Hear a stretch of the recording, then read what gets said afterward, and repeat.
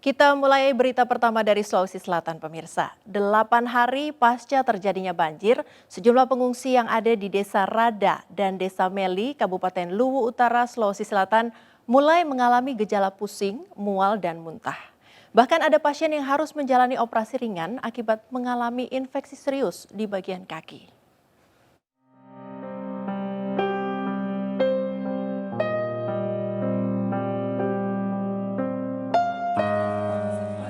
Selain menyebabkan 38 korban jiwa 8 hari pasca terjadinya banjir bandang yang melanda wilayah Kabupaten Luwu Utara, Sulawesi Selatan, kini belasan ribu jiwa pengungsi masih bertahan di tenda pengungsian dalam kondisi memprihatinkan.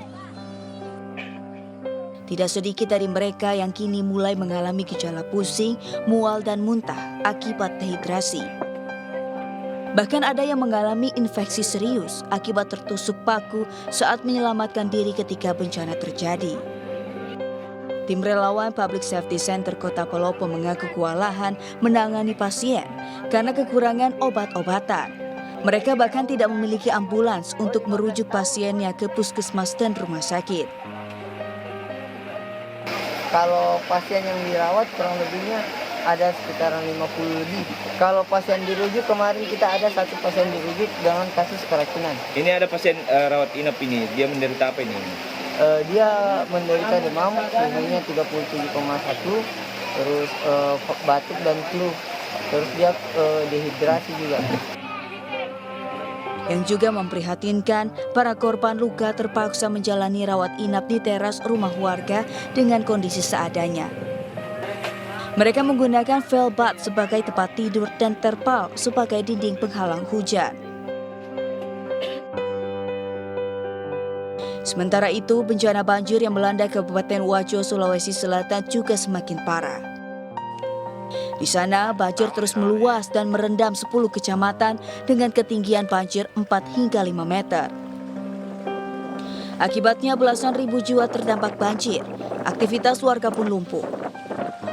Menurut salah satu warga, bantuan berupa sembako memang telah diterima namun tidak mencukupi. Mereka berharap perhatian yang lebih dari pemerintah. Yang dibutuhkan warga di sana, Pak, barangkali sembako. Sudah ada bantuan? Ya sudah ada satu kali, Pak. Satu kali? Iya, dari kecamatan itu. Sudah habis, Pak? Iya, sudah habis dimakan. Berdasarkan data dari pihak BPBD Wajo, kondisi banjir semakin parah.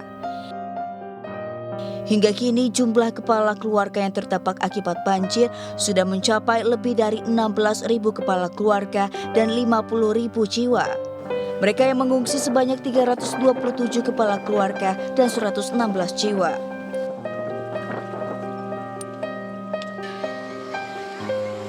Nelangsa para pengungsi akibat banjir di kawasan Wajo, Sulawesi Selatan juga dirasakan anak-anak di tempat pengungsian. Tidak hanya kekurangan makanan, anak-anak di sana juga tidak bisa belajar secara normal dengan sistem online karena orang tua mereka tidak mampu membeli kuota atau paket data yang cukup. Apa kendalanya, Ibu? Kendalanya kita kalau kita tidak ada uang tidak bisa beli data. Tadi sempat pusing, Bu, ya? Sempat pusing. Kenapa? Karena kehabisan data tidak bisa terkirim. Untuk solusinya, Bu, kalau Ibu kehabisan data, gimana, Bu? Jalan keluarnya, Bu, untuk saat ini? Jalan keluarnya ya pinjam uang sama tetangga-tetangga di sini yang ada ya? Iya, yang ada. Banjir besar yang melanda kawasan Wajo dan sekitarnya memang membuat banyak kepala keluarga tidak bisa mencari nafkah. Demi keberlangsungan belajar anak-anak, sebagian dari mereka terpaksa meminjam uang untuk membeli kuota. Mereka berharap Dinas Pendidikan Wajo membantu anak-anak untuk ketersediaan sarana pendidikan di tenda pengungsian. Dari Kabupaten Wajo, Sulawesi Selatan dan Luwu Utara, Amnar Sengkang, Nasruddin Rubak, iNews melaporkan.